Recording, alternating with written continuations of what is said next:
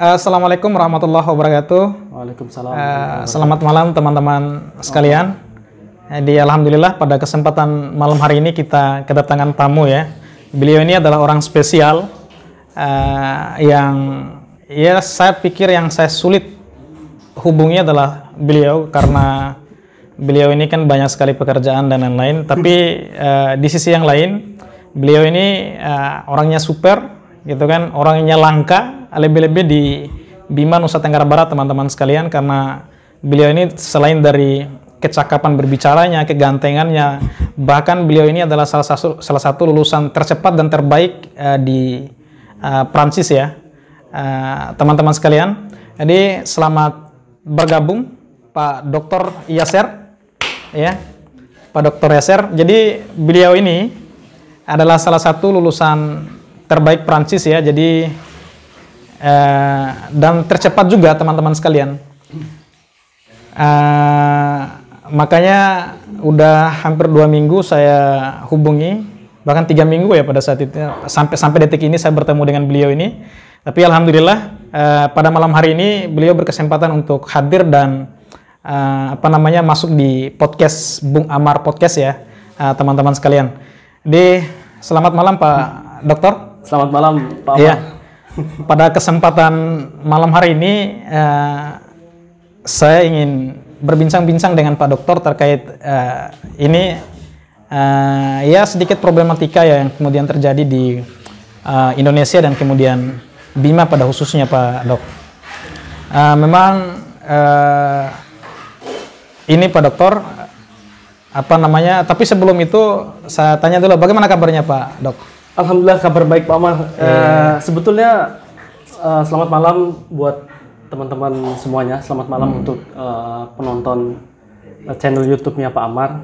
Jadi saya mau disclaimer dulu Pak Amar. Iya. Sebetulnya kalau waktu untuk Amar selalu ada ya, karena bagi saya Amar itu sudah seperti saudara gitu di Semarang. Kebetulan saat ini di Semarang ya Pak Amar ya. Iya. Pak Amar sudah selesai doktornya. Sebetulnya bukannya sulit untuk datang ke sini akhir-akhir ini, karena kan sebelumnya intensitas ke sini hampir setiap hari. Hampir ya. tiap hari ya. Saya kalau sama teman itu istilahnya ada rasa emosional ya. Apalagi saya tahu Pak Amar sudah mau pulang, sudah siap-siap. Pak Harun mungkin bisa disorot itu karung-karungnya sudah siap pulang itu. Dia sudah siap pulang. Jadi ada rasa sedih gitu ya. Ada rasa sebetulnya berat setiap kali kawan itu pergi, atau mungkin saya yang pergi, saya selalu berat gitu meninggalkan. Betul. Karena bagi saya teman itu sudah seperti saudara lah, apalagi kan kita sama-sama merantau di kota Semarang. Kemudian tahu sendiri Pak Amar, kita sering diskusi, sudah banyak hal yang kita bicarakan gitu ya. Tapi ya okelah, life must go on. Mudah-mudahan Pak Amar di ke depan selalu sukses, intinya itu aja sih Pak Amar. Amin. Ya kita sama-sama mendoakan yang sama ya Bang ya. Ya mudah-mudahan kita juga sama-sama mengarungi bahtera dunia yang sangat luar biasa ini. Ya. Jadi sebelum kita membahas poin inti, ada teman-teman sekalian, ada poin inti yang mesti harus kemudian kita bicarakan nanti, apalagi sekarang ini kan lagi memboomingnya dibahas di tataran nasional kan, lebih-lebih nanti kita kerucutkan ke daerah Pak Dokter. Sebelum itu Pak Dok, saya ingin berbincang-bincang dulu mungkin beberapa menit ke depan gitu kan, terkait persoalan masa studinya Pak Dokter di Prancis ya. Pak Dokter ini kan memang walaupun memang pernyataan beliau ini adalah sering diskusi dengan saya, kemudian teman-teman yang lain, jadi adu pikiran dan lain-lain, tapi juga teman-teman harus ketahui bahwa di kalimat awal tadi ya saya sebutkan bahwa beliau ini adalah multi talent ya. Kami anggap multi talent karena beliau ini kami diskusi politik, beliau masuk di politik. Kita berbicara hukum, masuk di hukum. Kita bicara ekonomi, dia masuk ke ekonomi. Kita bicara pariwisata, kemudian beliau tetap responnya sangat bijak ya terkait persoalan itu. Sebelum itu Pak Dok, jadi saya juga terinspirasi dengan ini kisah-kisah kehidupan Pak Dokter ini ya. Jadi beliau ini kan memang dari Dompu ya teman-teman, harus diketahui bahwa beliau ini berasal dari Dompu, tapi keturunan Donggo, ya kan, Dompu. Jadi di S2-nya dulu di Undip ya Pak? Di Undip ya. Ya di Undip ya. S2-nya dulu double degree ya? Double degree. Double degree itu berapa tahun Pak? Waktu itu kan masuk di Magister Pembangunan Wilayah dan Kota sekitar 1 tahun di Undip, jadi 2 semester, kemudian dilanjutkan ke universitas, namanya Université de Lyon. Jadi kalau diterjemahkan itu University of Lyon, itu juga 2 semester. Jadi total 2 tahun untuk program double degree-nya. Wah, luar biasa ya. Setelah itu langsung dibiayai oleh negara atau ikut kompetisi lagi LPDP nih? Melanjutkan studi S3, Pak Dok? Sebetulnya waktu itu tidak ada niat ya untuk melanjutkan ke jenjang doktor, karena pada saat master itu terus terang saya mengalami kendala yang cukup besar waktu menyelesaikan tesis di Prancis. Pertama mungkin yang pertama itu kendala kultur akademiknya berbeda. Kemudian yang kedua karena dalam hal ini secara disiplin saya urban and regional planning, jadi perencanaan wilayah dan kota. Ada istilah lokus ya. Secara lokus itu cukup berbeda. Kemudian yang kedua dari segi bahasa, karena memang pada saat itu waktu berangkat ke Prancis itu levelnya baru B2. B2 itu kurang lebih mungkin sekitar TOEFL 500 atau 550. Cuman bedanya kalau bahasa Prancis dia berlaku seumur hidup. Sekali kita dapat sertifikat DELF B2 itu berlaku seumur hidup. Wah, luar biasa ya Pak Dok. Jadi pasca di Prancis pada saat itu awal-awal di sana kan, awal-awal di sana kira-kira apa saja yang dilakukan oleh Pak Dokter ini kan, karena culture Bima dengan culture Indonesia dengan culture Prancis ini. Sebentar, tadi saya lupa mau counter dulu pernyataan Pak Amar gitu. Jadi kalau Pak Amar bilang terinspirasi dari saya terus terang lebih terinspirasi juga dari Pak Amar gitu. Karena terus terang mungkin bagi yang menuntut ilmu kita ini mungkin tiada lain tiada bukan hanya perjuangan keras lah. Jadi saya mungkin bisa merasakan bagaimana perjuangan Pak Amar, dan sebaliknya pun mungkin Pak Amar bisa merasakan perjuangan saya. Iya, luar biasa nih Pak Dok. Sama-sama terinspirasi sebetulnya. Iya, sama-sama memberikan inspirasi ya teman-teman sekalian. Tapi ya teman-teman sekalian, jadi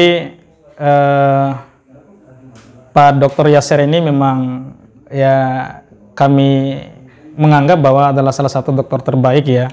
Jadi Pak Dokter kemarin lulusnya 4 tahun ya? Ya, sekitar 4 tahun 2 bulan. Sedangkan teman-teman sekarang ada yang lulus nggak? Ya banyak, sudah. Ya kalau di Prancis itu kan istilahnya kita memang disupport ya untuk sekolah doktor itu. Ketika kita masuk sebagai mahasiswa doktor, sebetulnya statusnya bukan mahasiswa ya, tapi junior researcher, peneliti junior. Jadi mungkin di sana status antara seorang doktoral, kandidat doktor dengan supervisornya itu seperti sahabat, seperti kolega yang melakukan riset. Jadi gapnya hampir tidak ada. Ya meskipun mungkin kalau di sana saya tetap membawa budaya keindonesiaan saya, dan terlebih lagi budaya Kaido Dompu Jokai. Dalam arti ya saya tetap menghormati profesor saya di sana selayaknya saya menghormati guru-guru saya, profesor saya di Indonesia. Jadi meskipun karena di sana itu kan sebetulnya bahaya juga ya. Jadi kalau manggil profesornya, saya manggil nama depannya. Jadi profesornya itu bernama Profesor Fabrice Bardet.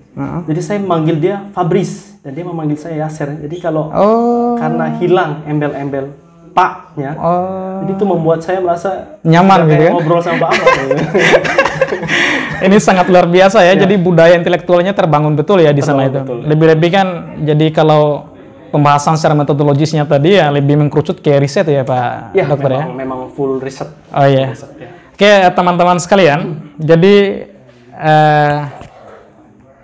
Pak Dokter ini kan terlepas dari lulusan terbaik, lulusan tercepat dan lain sebagainya teman-teman sekalian, juga beliau ini risetnya atau penelitiannya itu terkait persoalan tata kota. Ya.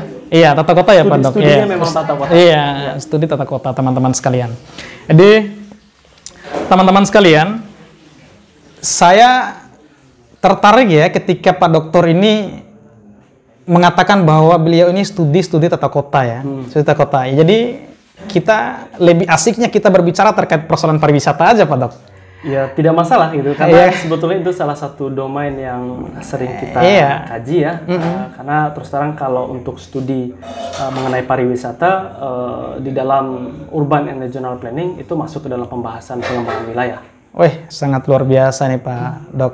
Oke teman-teman sekalian, jadi sekelumit kisah yang dialami atau yang dilakukan oleh Pak Dr. Yasir ini, teman-teman sekalian, terlepas dari beliau ini kan S2-nya double degree ya, dari Undip kemudian ke Prancis gitu kan. Kemudian selanjutnya beliau ini melanjutkan studi doktoral filosofi of doktoral ya di Prancis gitu kan. Jadi pahamnya ya sosialis nih. Ya beliau ini kan. Ya enggak juga kan. Sebetulnya begini, saya coba mendialektikakan bagaimana kemudian pemahaman sosialis itu ke dalam proses demokrasi di dalam perkotaan sebetulnya itu. Jadi kita coba melakukan analisis baik secara sosiologis maupun secara politik, karena kebetulan waktu saya melanjutkan doktor itu jurusannya political science, tapi fokus untuk pembahasan perkotaan. Jadi politik of urban and metropolis. Woi, luar biasa teman-teman. Oke, Pak Dok. Jadi sekarang ini kan apalagi kan spesifikasi Pak Dokter ini kan lebih ke proses penataan kota, penataan kota.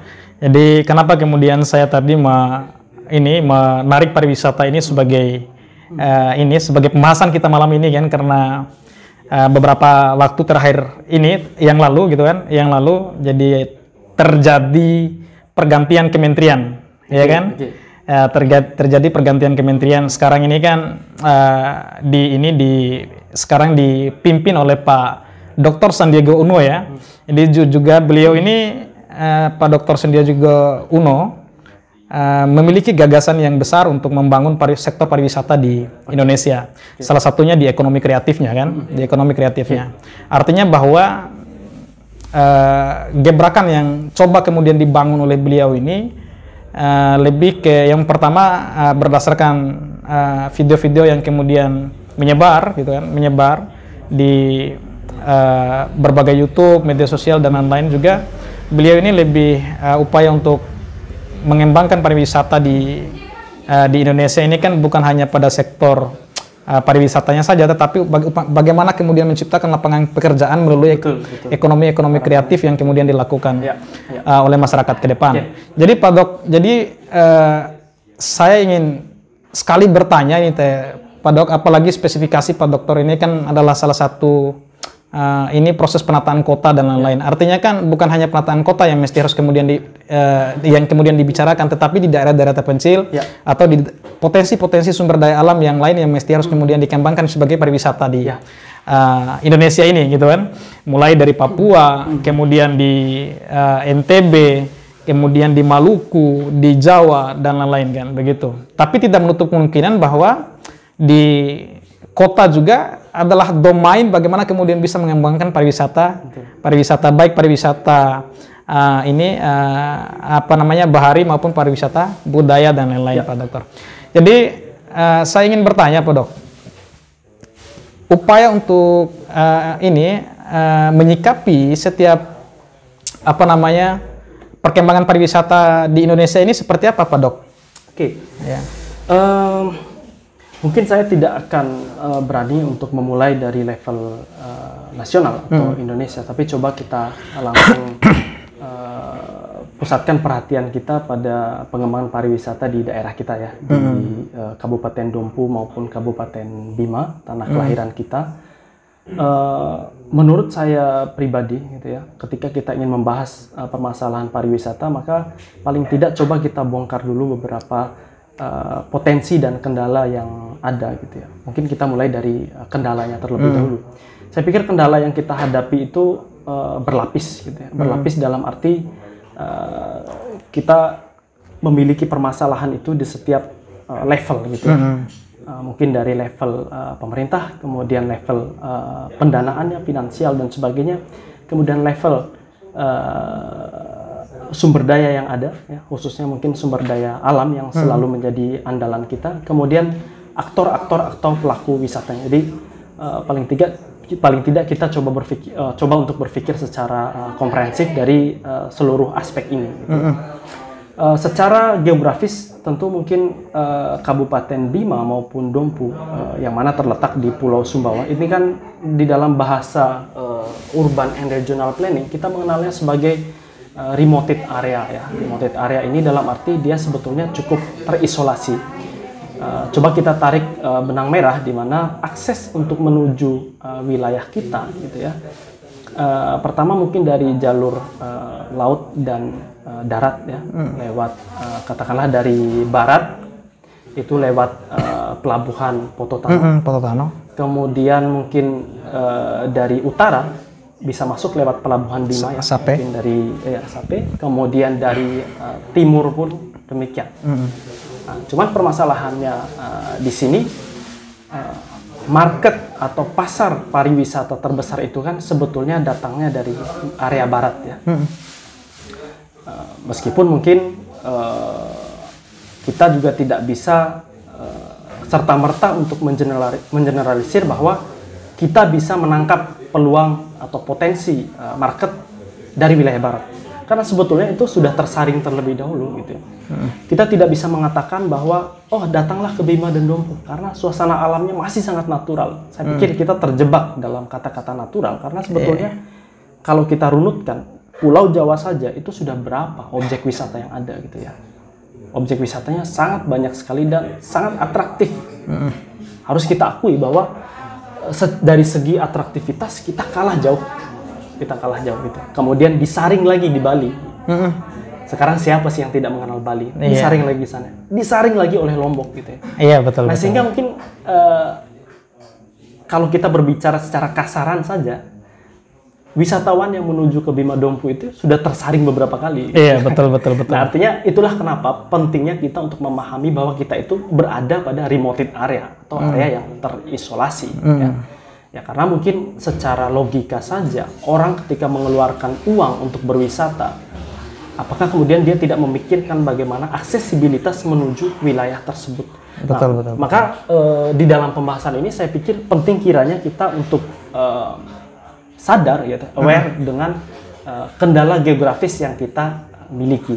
Maka dari permasalahan inilah, dari duduk permasalahan ini seharusnya kita mencoba untuk berpikir secara kreatif karena tadi Pak Amar mungkin menyinggung sedikit konsep yang ditawarkan oleh Pak Sandiaga Uno adalah lahirnya kelompok-kelompok atau pemuda-pemuda kreatif atau katakanlah entrepreneur kreatif yang kemudian bisa menjadi generator atau pemicu untuk menggerakkan pariwisata ini gitu ya. Itu mungkin hal pertama yang paling mendasar dulu. Kemudian yang kedua, saya pikir kita juga harus bisa untuk meluruskan terlebih dahulu seperti apa sih sebetulnya makna pariwisata ini secara etimologi gitu.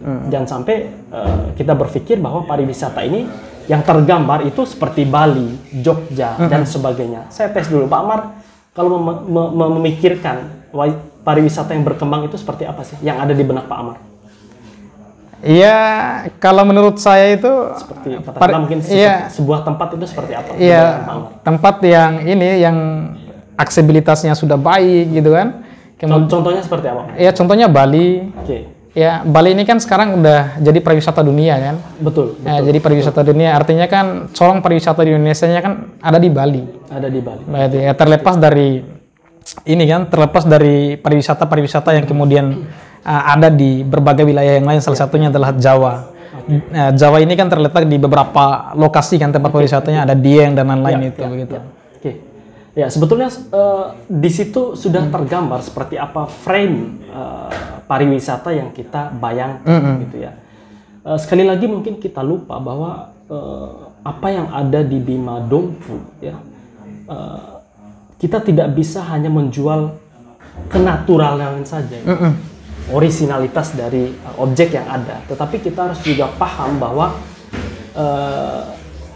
supporting element wisata di Bima dan Dompu itu masih sangat kurang sekali. Ketika misalnya Pak Amar menyebutkan bahwa benchmarkingnya atau contoh real dari wisata yang berkembang itu adalah Bali, maka di sana itu kan hotel-hotel kelas wahid, hotel-hotel nomor 1, hotel-hotel internasional, kemudian shopping center kelas internasional, semuanya ada.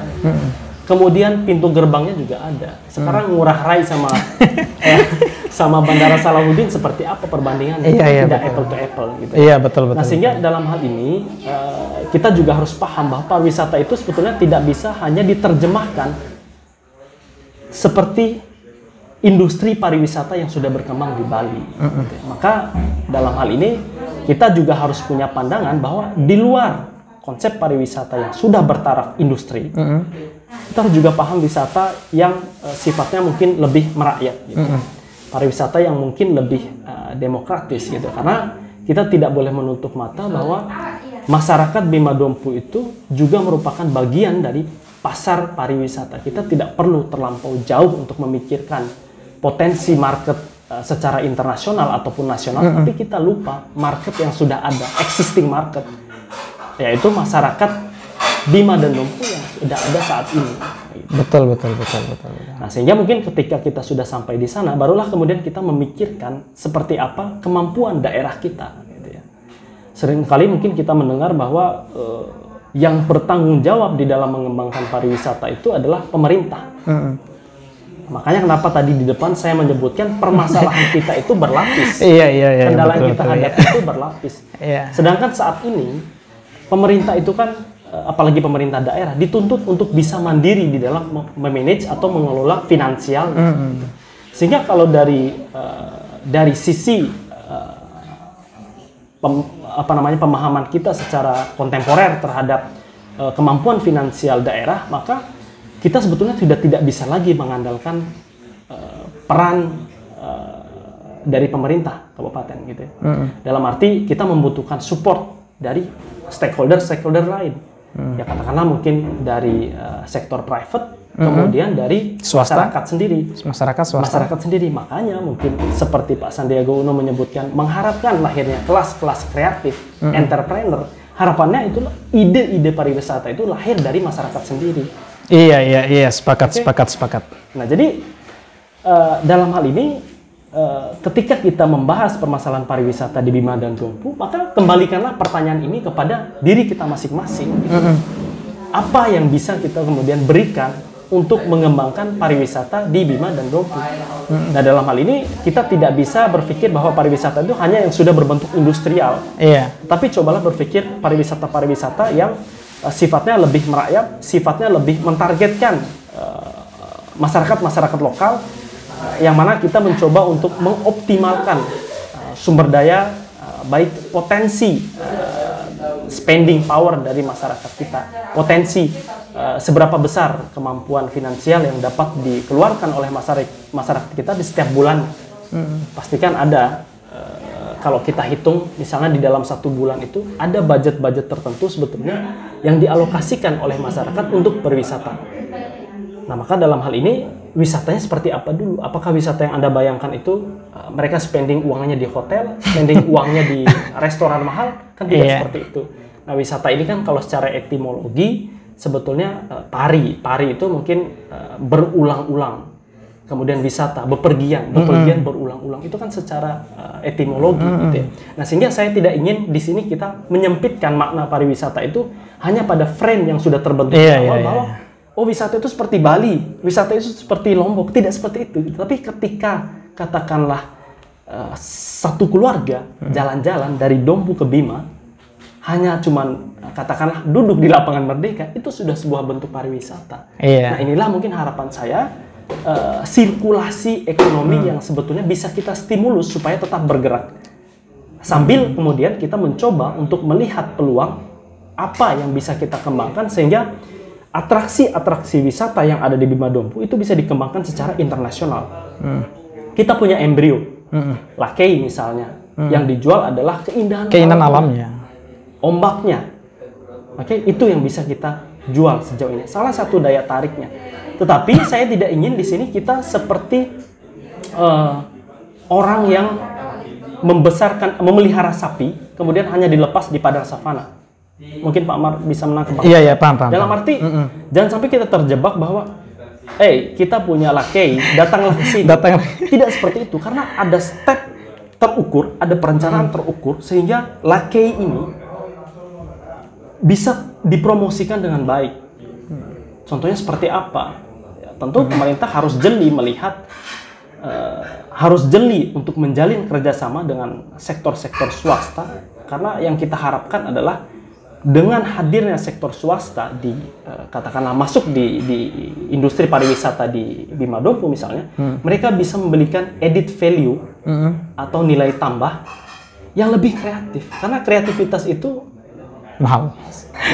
Saya pikir itu tidak bisa hanya tanggung jawabnya diberikan hanya kepada pemerintah daerah. Pemerintah daerah hanya bisa memberikan stimulus, katakanlah merencanakan, kemudian mungkin mensupport dari sisi infrastrukturnya, dari sisi keamanan, dari sisi kepastian untuk sektor pariwisata dan sebagainya. Karena terus terang, katakanlah kalau misalnya di Bima Dompu itu tidak tahu harus melakukan apa, ini yang bahaya gitu. Karena di pusat itu kan sebetulnya ada yang namanya dana alokasi khusus untuk wisata, DAK wisata. DAK ya.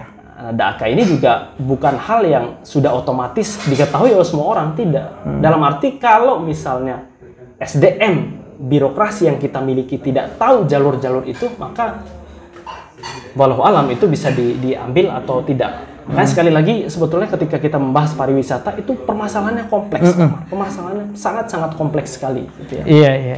Dari sisi geografis, dari sisi finansial daerah, kemandirian finansial, kemudian dari sisi ketersediaan sumber daya yang ada, dan semuanya turut berpengaruh. Iya, betul. Nah, maka mungkin ada beberapa skala prioritas, strategi yang bisa kita terapkan sehingga bisa menstimulus perkembangan pariwisata yang ada di Kabupaten Bima dan di Kabupaten Dompu. Jadi kalau menurut hemat saya, saat ini mungkin kita perlu untuk memberikan pelatihan, memberikan stimulus kepada adik-adik kita atau kepada teman-teman kita yang sekarang ini sebetulnya mereka sedang berjuang. Karena kalau diperhatikan, sudah banyak dibangun kafe-kafe yang unik. Iya, betul. Coffee shop yang unik, barbershop yang unik, itu merupakan sebuah bentuk kreativitas, manifestasi dari kreativitas ya. Karena ada sebuah istilah dalam buku yang ditulis oleh seorang Richard Florida, itu adalah buku yang salah satu buku bestseller ya. Dia menulis terkait dengan the class creative. Terbalik kayaknya. Creative class.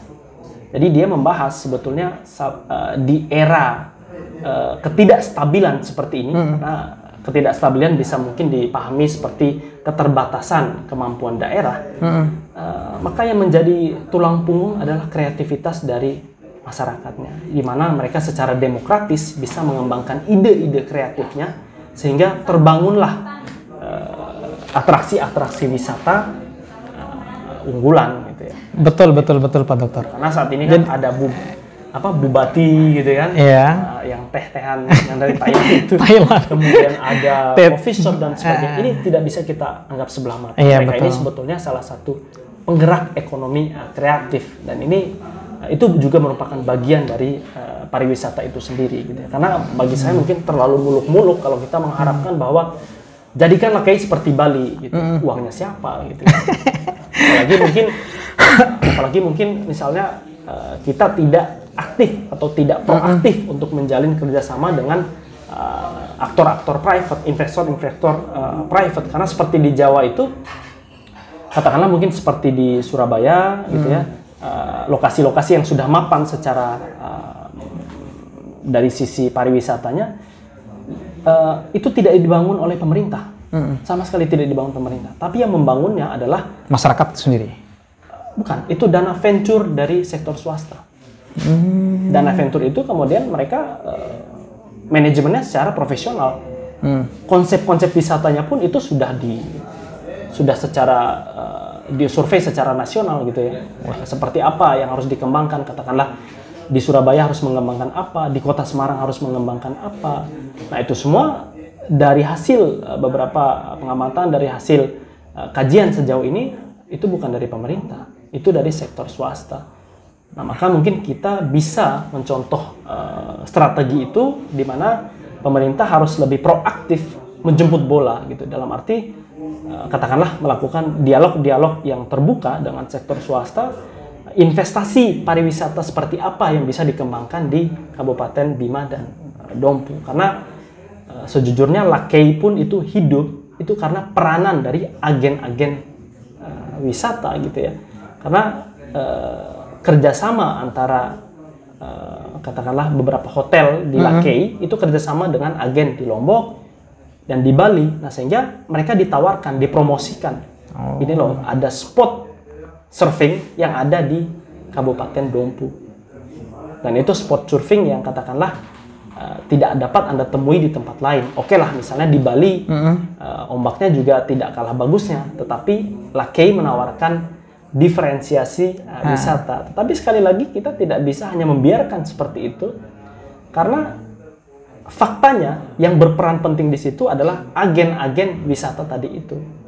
Tour and travel misalnya, mereka berperan sangat besar di dalam mempromosikan objek wisata yang ada di Kabupaten Dompu. Wih, lah sangat luar biasa nih, betul Pak Dokter. Jadi memang sekarang ini kan upaya untuk merespon. Ya. Jadi gagasan Pak Menteri Muda kita ini kan, Pak Sandiaga Uno, dituntut memang beberapa kawan-kawan atau generasi-generasi muda ini harus kreatif, ya kan, mencoba untuk memprakarsai dengan apa namanya tempat-tempat wisata itu jauh lebih bagus lagi ke depan kan begitu. Banyak sih memang problem-problem seperti yang kemudian dikatakan oleh Pak Dokter itu terkait persoalan pariwisata itu kan. Jadi pemerintah kabupaten dan Kabupaten Bima dan kemudian Kabupaten Dompu ini kan sebenarnya juga memberikan respon yang baik begitu kan. Nah, respon yang baik ketika ada pihak swasta atau masyarakat atau generasi muda yang mau berdialog bagaimana upaya untuk mengembangkan pariwisata yang ada di daerah begitu kan.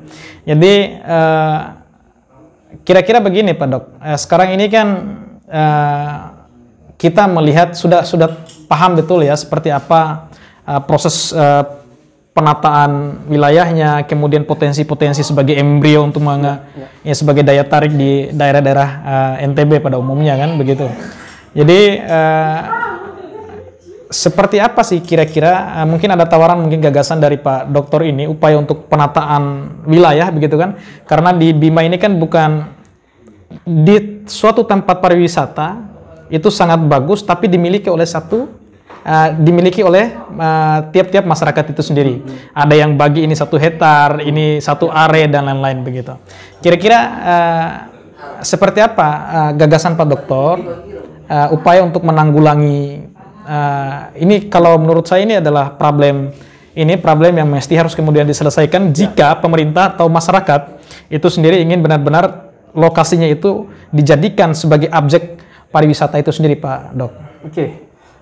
Mungkin ini terlepas dari penataan pariwisata sendiri, ini adalah permasalahan yang kemudian di luar konteks pengembangan wisatanya sendiri ya, dalam arti kita tidak bisa melupakan bahwa sebetulnya pasti selalu ada konflik-konflik internal ya, baik antara masyarakat sendiri maupun antara masyarakat dengan pemerintah. Katakanlah misalnya klaim terhadap properti-properti tertentu oleh masyarakat, ini tidak bisa kita elakkan gitu, pasti selalu ada. Sekali lagi mungkin langkah antisipasi yang dapat dilakukan oleh pemerintah, sebetulnya kita punya instrumen yang diatur di dalam peraturan daerah. Jadi setiap wilayah itu kan mereka punya yang namanya rencana tata ruang wilayah, dan itu wajib untuk diperdakan karena itu diatur dalam Undang-Undang Tata Ruang nomor 26 tahun 2007. Nah, sehingga legalitas hukumnya itu pasti. Namun demikian, di dalam penyusunan rencana tata ruang wilayah itu memang membutuhkan ketelitian yang luar biasa. Dalam arti di sini saya tahu betul bagaimana prosesnya ya, bagaimana prosesnya di mana pemerintah itu sebetulnya harus menjalin kerjasama dengan pihak ketiga di dalam menyusun RT RW ini.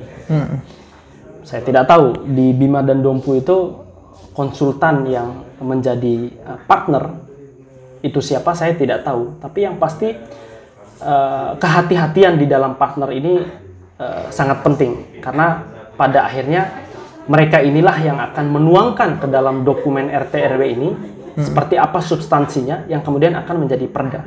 Saya beri contoh seperti ini. Saya kebetulan tinggal di Soriutu. Soriutu itu ada di Kecamatan Manggelewa. Jadi sejak saya kecil, Soriutu itu sebetulnya sudah menjadi salah satu wilayah banjir.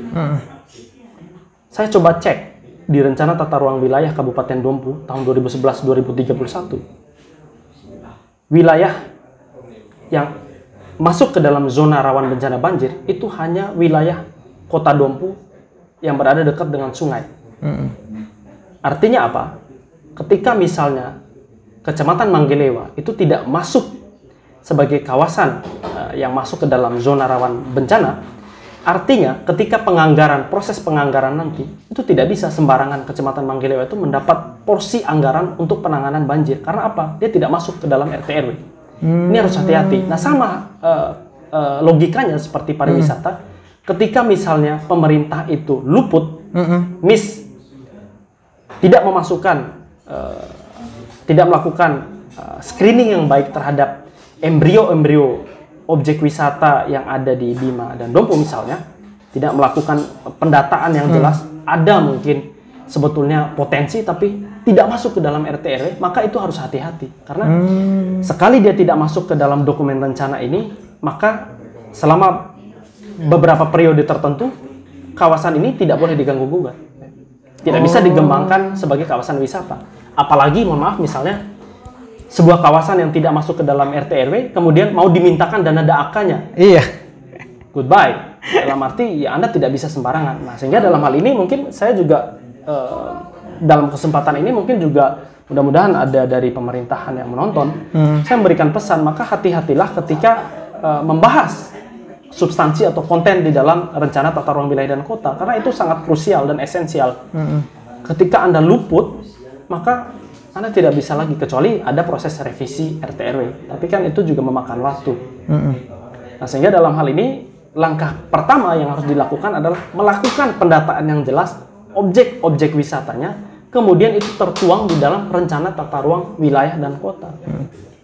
Nah, kemudian yang kedua, terkait dengan masalah konflik internal antara masyarakat dan pemerintah, atau antara masyarakat sendiri di dalam saling klaim properti, mungkin tidak banyak yang saya bisa berikan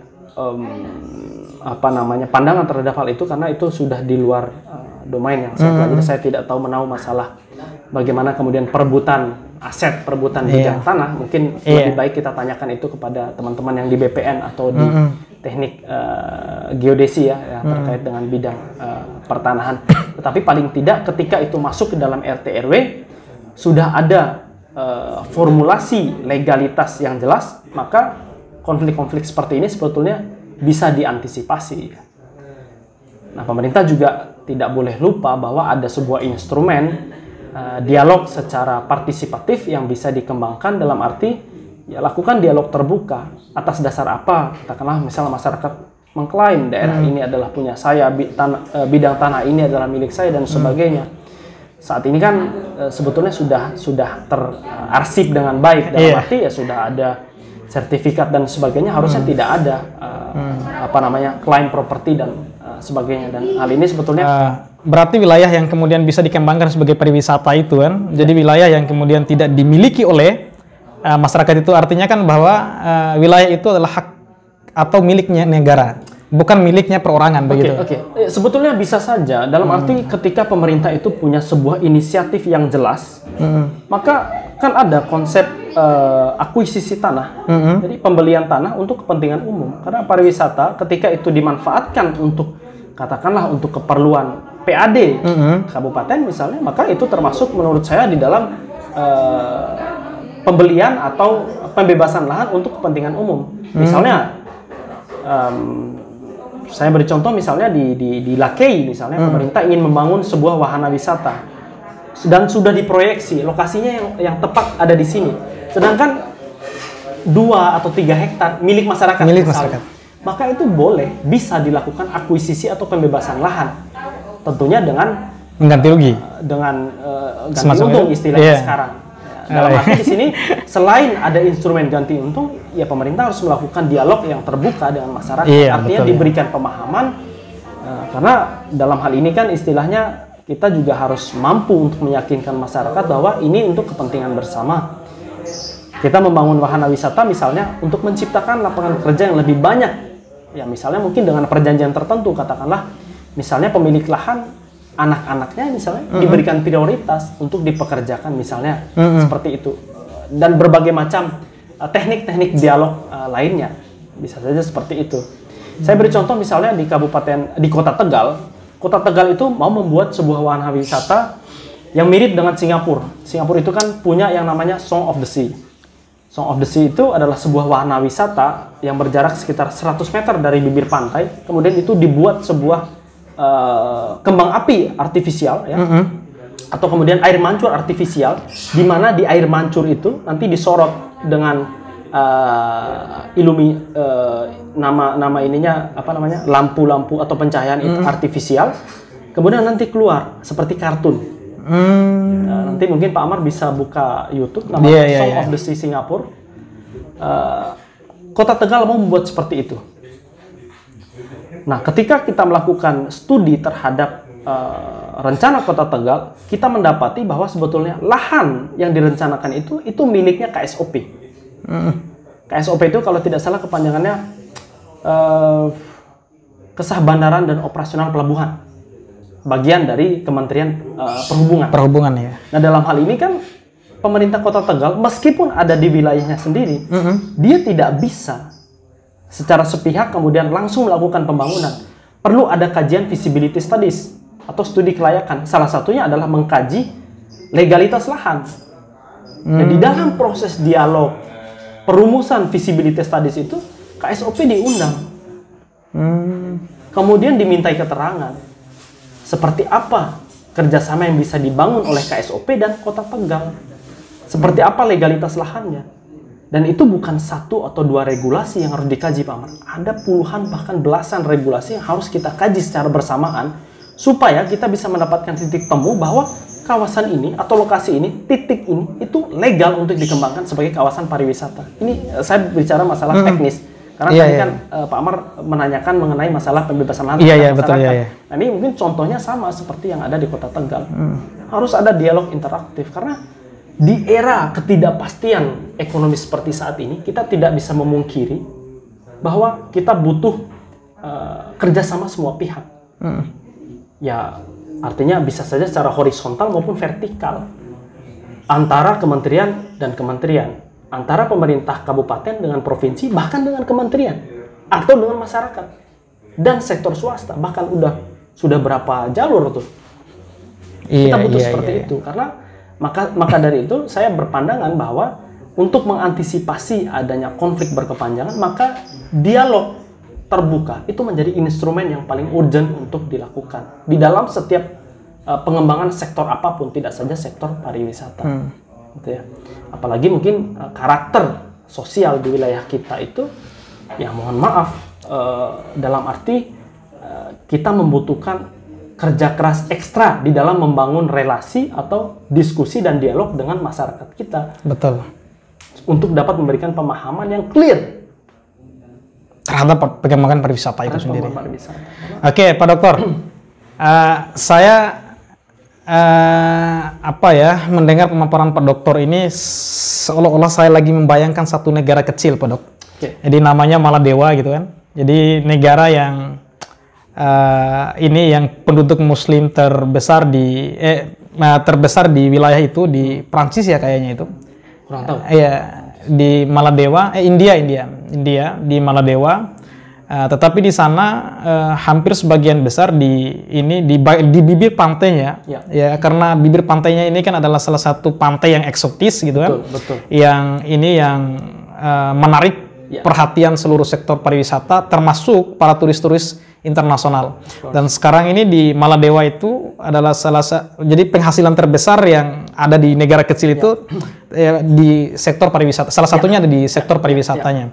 Artinya bahwa di Indonesia ini juga kan tidak menutup kemungkinan mampu untuk membangun pariwisata yang jauh lebih baik dibandingkan negara Maladewa yang kecil gitu kan, negara yang kecil tapi mampu untuk menghidupkan sistem ekonomi kreatifnya, kemudian sektor pariwisatanya mampu menyumbangkan ini ke negara gitu kan, uang anggaran ke negara lewat beberapa devisa dan lain-lain itu Pak Dokter. Jadi kira-kira Pak Dokter, karena ini kita spesifik berbicara di daerah Bima gitu kan, Bima dan NTB. Di daerah Bima dan NTB ini kan juga memiliki potensi sumber daya alam yang sangat luar biasa. Bagusnya gitu kan dibandingkan dengan daerah-daerah yang lain juga gitu. Terlepas dari daerah-daerah yang lain. Jadi di Bima, khususnya di Bima ini kan dia di Lariti, salah satu pariwisata yang juga sangat cukup menarik. Kemudian di Lakei itu di Dompu juga sangat cukup menarik, dan saya anggap kalau dibandingkan antara Lariti dan kemudian di Lakei ini jauh lebih berpotensi untuk kemudian dikembangkan di Lakei dibandingkan di Lariti ya. Jika bisa dibandingkan teman-teman sekalian. Kenapa kemudian saya katakan seperti itu? Karena kita lihat jangka pendek, menengah, dan kemudian jangka panjangnya. Ya nanti mungkin saya diskusikan lebih lanjut dengan teman-teman seperti apa model ini pengembangan untuk jangka pendek, menengah, dan kemudian panjangnya. Pak Dokter, jadi sekarang ini memang upaya untuk mengembangkan pariwisata di daerah itu kan membutuhkan kreativitas yang tinggi ya, bukan hanya di tingkat pemerintah tetapi juga tingkat-tingkat swasta dan kemudian masyarakat itu sendiri. Lebih-lebih kan generasi muda hari ini Pak Dok. Kira-kira pesan Pak Dokter ini untuk generasi muda kita yang ada di Dompu dan Bima seperti apa Pak Dokter untuk merespon perkembangan pariwisata sekarang ini, karena sekarang ini kan pariwisata di Bima, pariwisata di Indonesia, pariwisata dan ekonomi kreatif ini kan dipimpin oleh generasi milenial juga ini. Kita anggap generasi milenial ya, Pak Dr. Sandiaga Uno ini. Jadi seperti apa Pak Dok? Berarti kita mulai dulu dari contoh kasus Maladewa atau Maldives ya. Iya, Maldives ya. Sebetulnya mungkin ya saya juga harus berhati-hati ya di dalam menyampaikan permasalahan ini, karena sebetulnya itu membutuhkan kajian yang lebih mendalam lagi. Ya. Tetapi memang kalau misalnya kita berbicara masalah common sense atau pemahaman secara general, tren wisata internasional itu mungkin lebih condong kepada objek-objek wisata yang sangat-sangat natural, eksotik, original, tradisional, dan bahkan mungkin menjurus kepada objek-objek wisata yang sudah melekat pada atribut-atribut kesukuan. Kesukuan mungkin dalam konteks ini bukan kemudian suku tertentu, tapi bagaimana kemudian misalnya seperti pakaian-pakaian tradisional yang zaman dulu, makanan-makanan tradisional itu kemudian diekspos untuk menjadi objek wisata. Katakanlah seperti itu ya. Jadi prioritasnya heritage culture? Heritage culture termasuk di dalam gitu ya. Karena kalau kita melihat Pak Amar tadi kan mengambil contoh Maladewa gitu ya. Nah sekarang mungkin pertanyaannya harus kita kembalikan gitu ya. Untuk saat ini seberapa naturalkah objek wisata yang kita miliki? Pertanyaan itu. Sepakat itu. Karena dalam hal ini sebetulnya kalau kita coba ya jalan gitu ya dari Dompu menuju Lakei gitu ya, kita mungkin perlu untuk terus bertanya, masih terjagakah kenaturalan alam kita? Karena ketika sudah ada kerusakan sedikit saja, maka sudah tidak ada lagi yang namanya ketertarikan secara internasional gitu ya. Karena yang dikejar atau yang dijual saat ini itu adalah kondisi atau ambience atau vibes yang betul-betul natural. Betul-betul eksotis, kalem gitu ya. Yang seperti itu gitu. Nah, apakah saat ini kita sudah mampu menyediakan objek wisata yang semacam itu? Saya pikir mungkin, mohon maaf saya katakan, kita sudah tidak mampu. Masih butuh proses yang lebih panjang gitu kan? Proses atau sudah hancur? Ya karena yang tersisa sebetulnya bukan lagi alam-alam di sekitar Pantai Lakei gitu. Yang tersisa itu hanya tiupan angin dan ombak. Gitu. Karena kalau kita lihat bagaimana kemudian vegetasi di sekitarnya, kemudian pegunungan di sekitar Lakei, sebetulnya ya sudah mungkin agak sudah banyak yang rusak gitu. Nah, sehingga tantangan terbesarnya justru bagaimana kemudian kita mengembalikan alam yang sudah terlanjur rusak ini pada situasi semula. Iya. Nah, saya pikir mungkin ini bukan hal yang sulit. Saya sebetulnya tidak ingin berbicara retorika gitu, karena ini kan sebetulnya pandangan yang ideal, pandangan yang utopis gitu kan. Nah, mungkin di sini dengan situasi dan kondisi sumber daya alam yang kita miliki, kondisi alamiah yang ada saat ini di Kabupaten Bima dan Dompu, ya sudah itu saja yang kita hadapi gitu. Karena terus terang kalau saya sebagai pengamat akademis gitu ya, saya juga turut kecewa dan berkecil hati gitu ya ketika kita melihat bagaimana hancurnya alam yang sudah kita yang sejauh ini sebetulnya sudah parah lah, katakanlah seperti itu. Karena ya, katakanlah pembalakan liar di mana-mana, kemudian konversi lahan hijau menjadi lahan pertanian dan sebagainya, itu semua sudah sedemikian hancurnya. Jadi kalau berbicara masalah Maladewa dengan keunikan atau keeksotikannya, kemudian Anda mau bandingkan dengan Lakei maupun Lariti, sangat jauh ya. Ya, mohon maaf, pertanyaan saya, masihkah kita menyimpan naturalitasnya? Gitu. Iya, betul. Saya pikir tidak. Tetapi kemudian, oke lah, kita move on lah. Kita tidak perlu terlalu lama terpendam di dalam kekecewaan karena alam kita sudah rusak gitu. Tapi coba kita optimis pada gerakan-gerakan yang sudah dilakukan oleh teman-teman maupun generasi-generasi muda. Saya sering sebetulnya, meskipun mungkin saya belum melakukan survei atau observasi lapangan, tetapi dari beberapa sampel yang saya peroleh di Facebook ya, karena saya alhamdulillah punya beberapa teman yang sudah mengembangkan konsep-konsep bisnis di sektor-sektor kreatif seperti coffee shop, coffee and eatery, tempatnya yang unik, kemudian barbershop, kemudian juga distro dan sebagainya, kemudian fitness and gym. Saya pikir itu salah satu bentuk bagaimana upaya generasi muda untuk membangun sebuah konsep pariwisata alternatif. Ya, artinya itu kan sebetulnya sudah keluar dari kerangka atau framework yang tadinya itu hanya digenggam oleh pemerintah dan pemain-pemain besar gitu ya. Betul ya. Jadi pemain-pemain baru, pemain-pemain muda ini saya pikir mereka sangat luar biasa. Perlu kita kiranya berikan apresiasi atau mengapresiasi yang sebesar-besarnya gitu ya. Ya ini bukan promosi ya, tetapi kebetulan ada sebuah coffee shop yang sudah dibangun, namanya My Coffee Shop ya. Itu kebetulan yang membangunnya adalah Pak Sutri atau pasangan suami istri, yang mana waktu mereka muda dulu itu, waktu masih kuliah, sering main gitu ke Semarang. Mereka sama-sama kuliah di Jogja, kemudian menikah dan membangun bisnisnya sangat luar biasa saya pikir. Dan tempat lokasi atau bangunannya, desain bangunannya itu cantik sekali.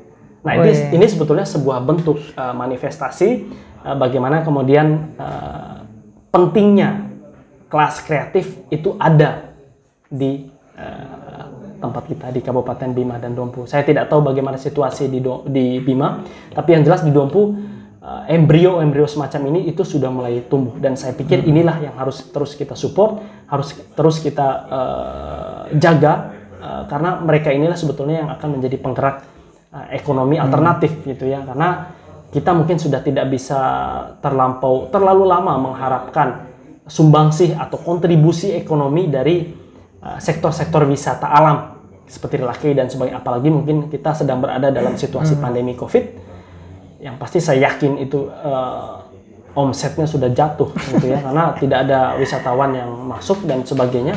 Jadi ya kita saat ini mungkin sudah harus mulai berpikir bagaimana swasembada wisata gitu. Jadi tidak hanya swasembada pangan, tapi swasembada wisata dalam arti kita coba mengoptimalkan sumber daya, baik itu spending power yang dimiliki oleh masyarakat kita secara lokal ya, untuk dapat dimanfaatkan sebagai potensi market wisata itu sendiri.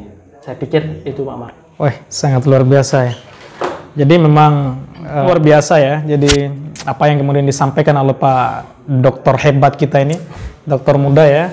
Dia juga memiliki gagasan dan kemudian gagasan yang hebat ya, dan kemudian juga memiliki jiwa entrepreneurship yang bagus gitu kan.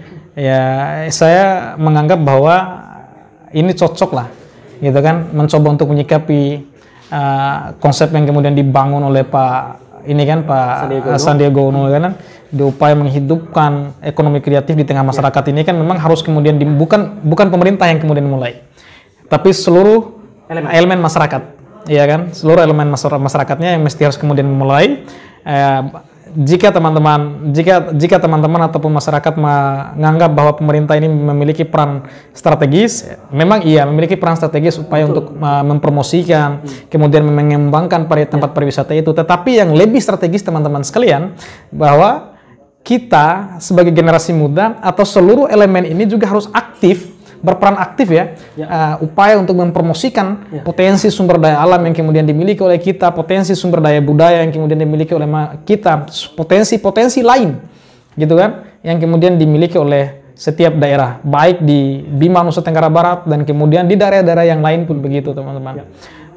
Jadi Pak Dokter memang masih banyak sekali yang mesti harus saya diskusikan dengan Pak Dokter ini, tapi karena memang kita juga harus membatasi karena konsep memang harus ini ditawarkan oleh kita terkait perusahaan pengembangan pariwisata yang ada di Bima ini kan memang saya pikir sudah terwakili kan. Jadi apa yang kemudian disampaikan oleh Pak Dokter tadi.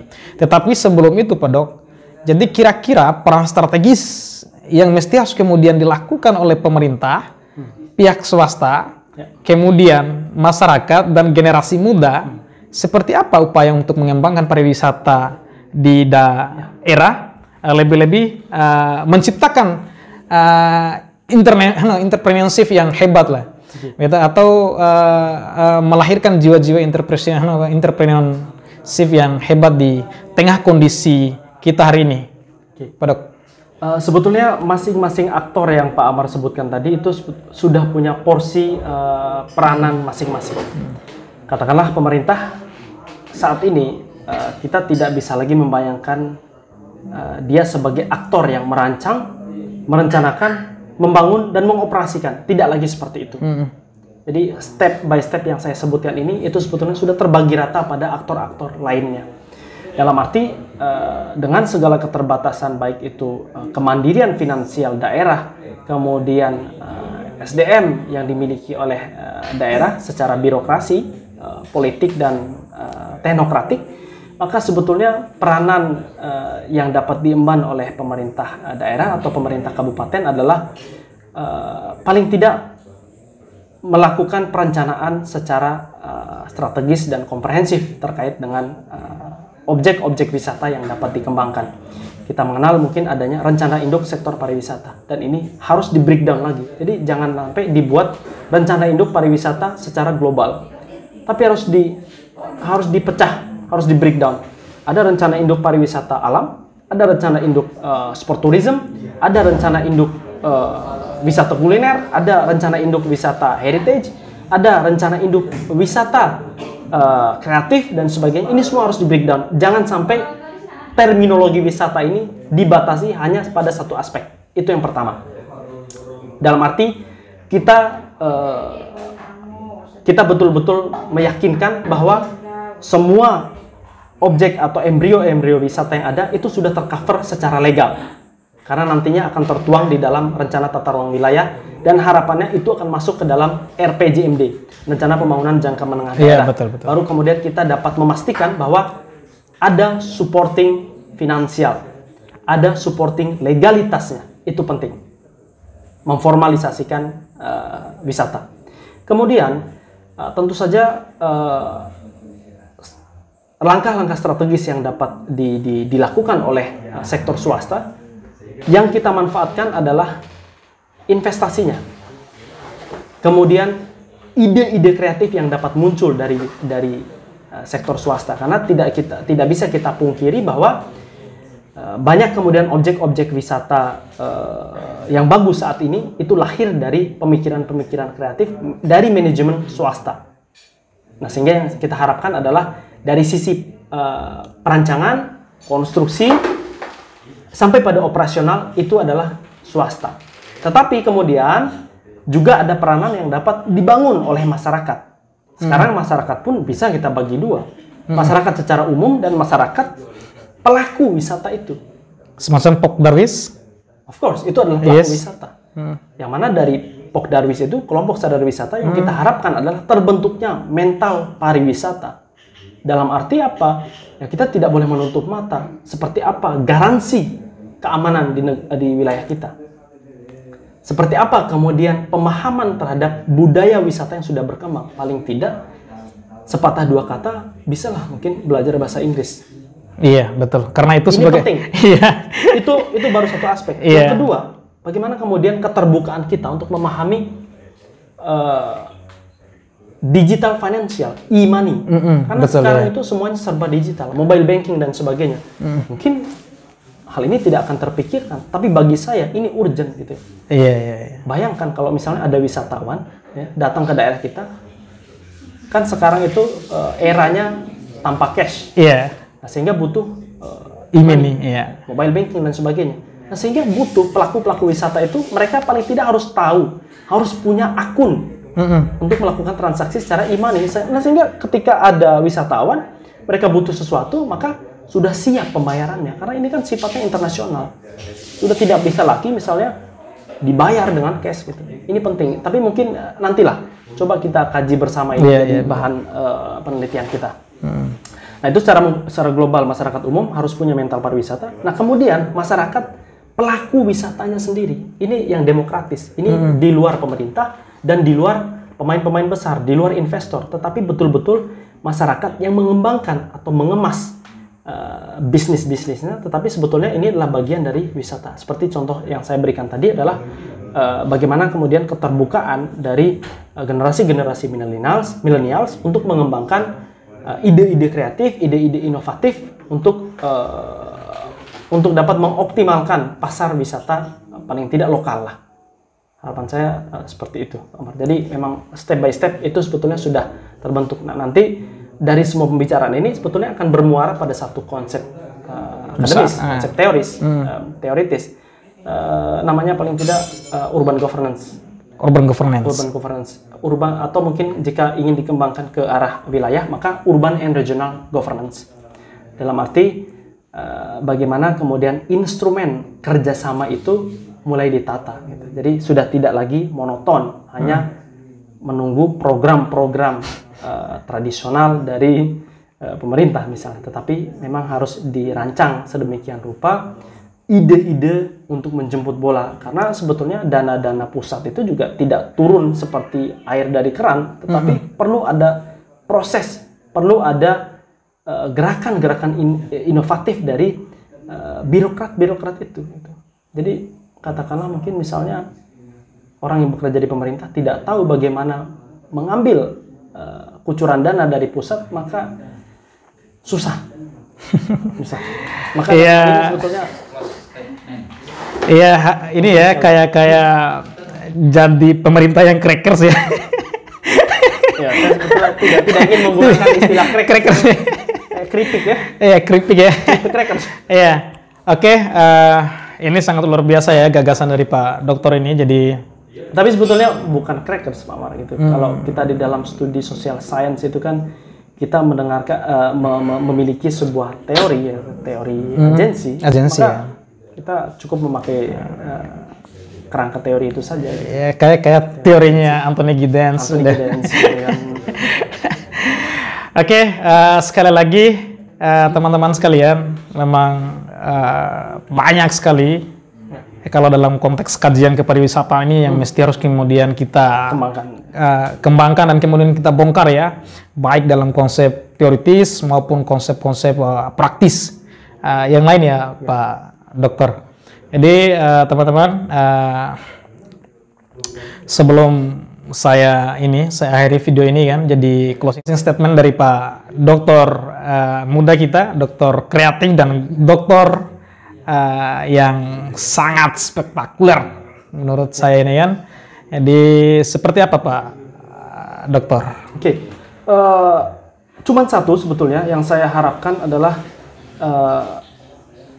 saya pikir dalam hal ini kita tetap mengharapkan peranan aktif dari pemerintah daerah untuk melakukan studi banding lah paling tidak dengan wilayah-wilayah lainnya yang sudah mampu mengembangkan sektor pariwisatanya. Saya pikir ini sangat penting sekali karena mereka lah sebetulnya tulang punggung di dalam pengembangan pariwisata ini paling tidak sekali lagi dari sisi legalitasnya. Mungkin ada banyak daerah-daerah sebetulnya yang mungkin kalau dibandingkan dengan Bima atau Dompu itu sepadan, mirip gitu, homogen gitu ya. Jadi paling tidak bisa dilakukan studi banding apa sih yang harus dikembangkan gitu. Apa sih yang harus dilakukan? Studi banding itu kan sebetulnya bukan mencontoh bangunan wisata yang ada di suatu daerah kemudian kita bangun daerah kita. Sebetulnya tidak seperti itu, tapi yang dikaji adalah bagaimana tips and trick yang harus dilakukan. Nah, sehingga dapat direalisasikan sebuah konsep pariwisata yang sesuai dengan konteks lokal kita. Harapan saya seperti itu. Kemudian di samping itu juga saya juga sangat mengharapkan peranan aktif dari generasi-generasi muda untuk dapat terus berkreasi. Karena saya terus terang salah satu yang meyakini bahwa teori kelas kreatif dari Richard Florida itu betul-betul teruji dan terbukti. Sebuah kota besar itu maju karena ada kelas kreatif di dalamnya, orang-orang yang dinamis. Nah, sehingga harapannya dengan tren yang tercipta saat ini, di mana banyak anak muda pintar yang sudah mulai pulang ke daerahnya, mereka kemudian mungkin sudah muak dengan situasi sosial dan politik yang ada, sehingga mereka itu adalah generasi-generasi pendobrak atau rebel gitu ya, yang kemudian mengembangkan ide-ide kreatifnya. Mereka sebetulnya orang-orang anti mainstream gitu ya. Nah, saya sangat mengharapkan sirkulasi ekonomi dari sektor pariwisata itu dari mereka. Wih, sangat luar biasa. Ini konklusi yang sangat luar biasa teman-teman sekalian. Jadi sekali lagi terima kasih Pak Dokter. Terima kasih Bung Ahmad. Sudah menyempatkan waktu untuk berdiskusi dengan saya dan kemudian menjawab beberapa pertanyaan yang kemudian saya sampaikan. Kemudian ya bersedia juga masuk di dalam podcast saya ya. Kayak teman-teman sekalian, memang apa yang kemudian disampaikan oleh Pak Dokter tadi juga merupakan merupakan gebrakan baru ya. Gebrakan baru, kemudian semangat baru dan inovasi baru dari Pak Dokter Yasser ini kemudian diperuntukkan untuk teman-teman sekalian. Karena sekarang ini mau di sektor manapun, teman-teman sekalian semua tergantung dari kita. Ya, mau membangun jiwa kreativitas kita, kemudian kita ini mau melahirkan gagasan-gagasan baru kita terkait persoalan perkembangan pariwisata, perkembangan politik, perkembangan hukum, perkembangan yang lain-lain. Teman-teman sekalian. Maka harapan kita ke depan ini kita harus berpangku tangan ya jika benar-benar ingin mengembangkan satu daerah, ya bekerja ekstra, kemudian bekerja sama upaya menghidupkan kembali sistem ekonomi kerakyatan ya mulai dari sistem grassroots-nya, upaya untuk melahirkan upaya untuk melahirkan ekonomi kreatif di tataran grassroots. Maka seluruh generasi-generasi muda juga berperan aktif upaya untuk menciptakan lapangan pekerjaan itu, bukan hanya untuk kepentingan personality tetapi juga kepentingan untuk umum Pak Dokter. Jadi teman-teman sekalian, terima kasih bagi teman-teman yang sudah menonton video ini. Sekiranya kalau ada kata-kata atau kalimat kita ya yang salah, jadi mohon dimaafkan. Begitu. Sekali lagi Pak Dokter, terima kasih banyak sudah menyempatkan waktu masuk di podcast saya. Oke Pak Amar, terima kasih banyak.